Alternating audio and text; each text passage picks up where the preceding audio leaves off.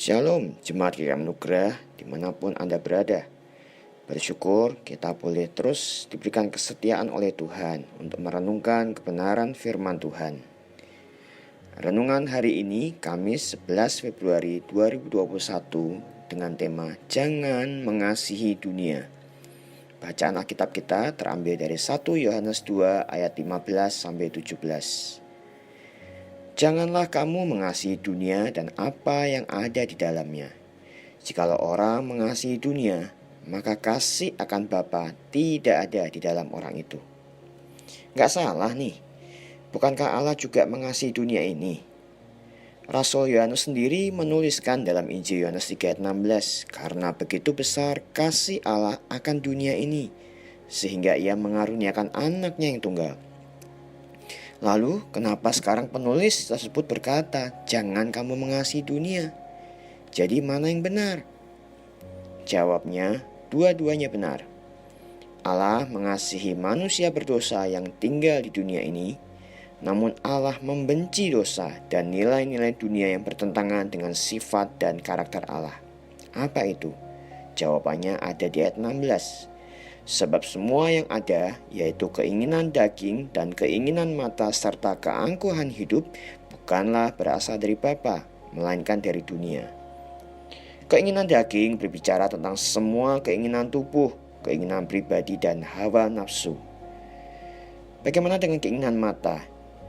Sebagaimana mata berfungsi untuk melihat sesuatu, kita harus mengubah cara pandang kita terhadap segala hal, tidak berdasar pada pola pikir dunia, tetapi menuruti prinsip firman Tuhan. Yang ketiga adalah keangkuhan hidup. Ketika orang dunia cenderung membangun kebanggaan dirinya berdasarkan kekuatan, kepintaran, kekayaan yang berujung pada kesombongan, kita perlu terus belajar dengan rendah hati mengandalkan Tuhan dan tuntunan Roh Kudus dalam setiap hal kehidupan kita. Memiliki nafsu atau keinginan untuk mencapai banyak hal dalam hidup, seperti halnya pekerjaan yang mapan, pasangan yang hidup, dan kekayaan adalah hal yang wajar, bahkan diperlukan. Namun semua keinginan tersebut hendaknya terjadi di dalam ketundukan kita kepada Allah, oleh karena kita mengasihi Dia. Pertanyaannya adalah, siapa yang lebih mengendalikan keinginan kita? Apakah hawa nafsu dan ambisi pribadi atau kehendak Allah?